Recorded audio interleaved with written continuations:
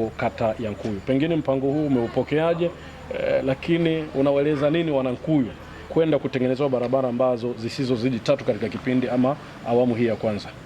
Cha kwanza nipende kumshukuru Mwenyezi Mungu kwa kutufikisha siku ya leo ambayo tumekuja kujadiliana na Mheshimiwa Mbunge swala zima la kuteua zile barabara ambazo tutaanza nazo.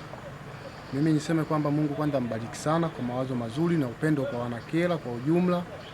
Pia mimi nimesema kwamba huyu ni mbunge wa mfano, kwa sababu vilio vyetu Wanakyela sana ni barabara, makaravati na maji, lakini ameona kwamba aanze na barabara, na yeye kwa sababu alishasema kwamba ni Mr. mabarabara, basi ameanza nayo hizo. Kweli namshukuru sana kunipa barabara 3 ambazo zitaenda sasa kuongeza mzunguko wa mapato ndani ya kata yangu ya Nkuyu, kwa sababu watu watakuwa nafika kwa wakati na tutakuwa tuna uwezo wa kuingia kwa wakati kwenda kubeba ndizi, kama ile barabara yangu ya Igombola naizungumzia, ambayo barabara ilikuwa ni kilio cha miaka mingi. Lakini pili, barabara ambayo ya kutoka Mafulasopo kuelekea shule ya msingi Nyasa pale kwenda mpaka kule uwanja wa mpira ambao wa Nkuyu. Hivi barabara ambazo ni kilio kikubwa sana cha wananchi. Lakini pia kuna barabara nyingine ambayo ipo, ambayo mkandarasi kama alivyosema kwamba akishafika site tutashauriana ili kuona namna gani ile barabara atazifikia kwa wakati, ambayo bado moja sijaitaja, lakini wamesema mpaka wafike eneo la tukio, kwa sababu wanasema kuna vigezo vyao vya barabara ili kukizi. Kuna barabara zingine ni nyembamba lakini zingine pana. Sasa kama barabara itakuwa pana tutaipa kipaumbele zaidi.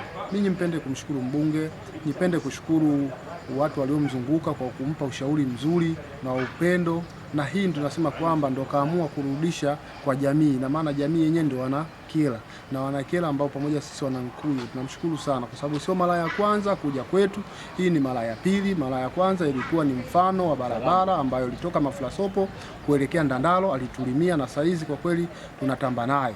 Na pia tuendelee kumuomba kwamba asichoke kuwa na mawazo kama haya, aendelee kesho na kesho kutwa, Mungu anapoendelea kumpa pale anapoona, basi atupigie na hizi barabara ambazo zingine hatujazikusa.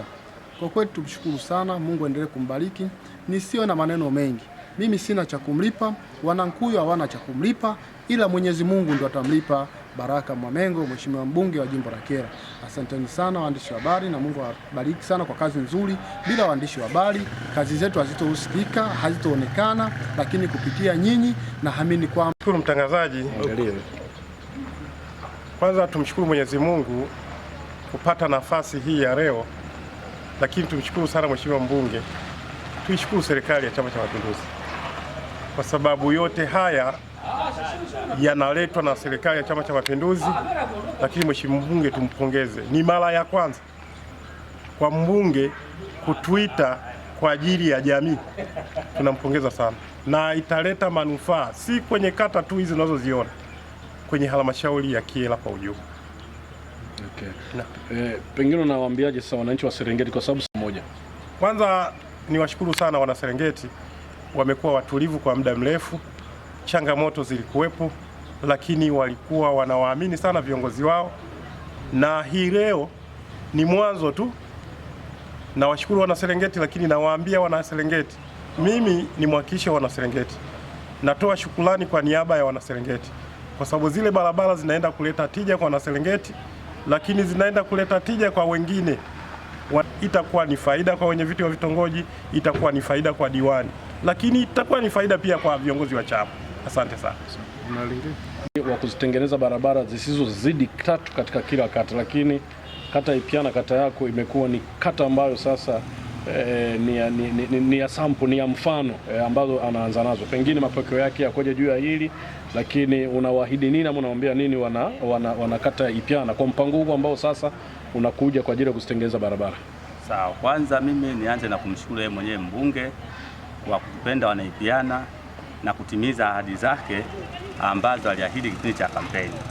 Kwa zile ahadi tuliahidi mimi na yeye, lakini vile vile wana Ipiana na wapongeza nao kwa uvumilivu. Zile barabara zilikuwa chafu sana, lakini yeye amekuja kutukomboa wana Ipiana.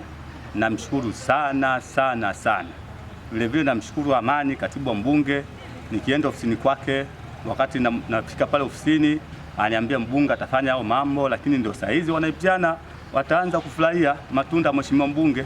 Leo ni mbunge wa mfano kwa kweli, kwa sababu mambo ya kuwepo mara ya kwanza alisema baada ya siku 100 mtaona mabadiliko. Mabadiliko ndio haya ambayo tunaona sisi Wanaipyana. Kwa hiyo mimi ni mwakilishi wa Wanaipyana, kuna zungumza hapa, nimetumwa na Wanaipyana. Kwa kuna vitu vingi wataviona kwa kupitia mbunge, kwa kupitia mimi ambaye ni diwani wao Ngorondi. Kwa kuna vitu vingi kwa kweli, naamini mbunge anafikika, anatusikiliza sisi madiwani wenzie, ambaye ni mbunge kikanuni vile vile naye ni diwani mwenzetu, tunakaa naye kwenye baraza, lakini tunamshukuru sana. Leo tumekutana na baadhi ya madiwani pamoja na meneja wa TARURA ndani ya wilaya ya Kyela. Lakini kama tunavyojua tunaelekea msimu wa mwisho wa mwaka.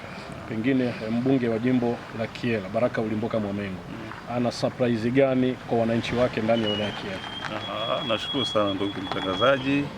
Kiukweli ana surprise nzuri sana, na surprise hii haitokani na kitu kingine zaidi ya wajibu wake kama mbunge wa jimbo la Kyela. Na hii kuapishwa ni mbunge ambaye aliyotoka Dodoma na kufika Kyela. Na katika kufika kwake Kyela si kana kwamba alikuwa hapaswi kufanya jambo lolote. Alikuwa anashughulika na vijana, kukutana na makundi mbalimbali. Kwanza kutokana na jambo lililokuwa limetokea baada ya uchaguzi ile Oktoba 29 na matukio yaliyotokea. Kwa amepita mara kadhaa kutekeleza majukumu hayo, lakini la msingi zaidi baada ya hatua kupita hizo mbalimbali, na juzi tumekuwa na ziara ya waziri mkuu. Baada ya kuondoka naye akafikiria sasa kwamba naanza utekelezaji wa majukumu yangu kama mbunge, sasa yale ambayo yanatakiwa yaonekane kwa wananchi. Ndipo akawa amependekeza kwamba tukutane na baadhi ya madiwani 7 kwa kata 7. Na hii ni kwa kuanzia tu hapo. Sio kwamba hakuna uwezekano wa kufanya kote, lakini tunasema lazima uwe na sample ya kufanya jukumu.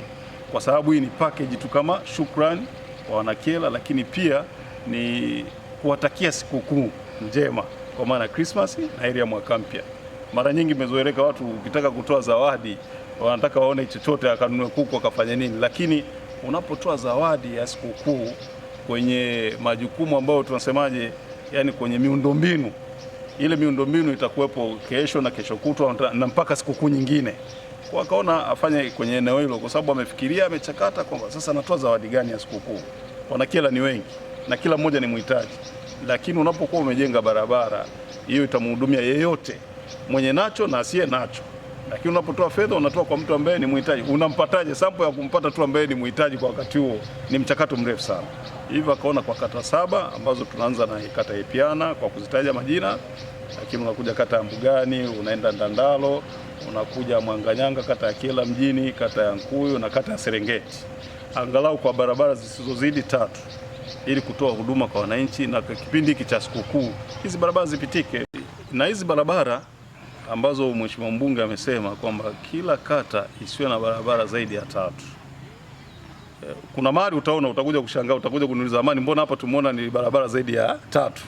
Sasa kuna ule umbali wa kilomita ambazo sasa kitaalamu sasa, na ndio maana baada ya uainishaji wa zile barabara mtaalamu anaanza kukaa na sisi. Kesho tutapita kwa diwani na diwani kuziangalia, lakini na kujua vipimo halisi sasa vya zile barabara.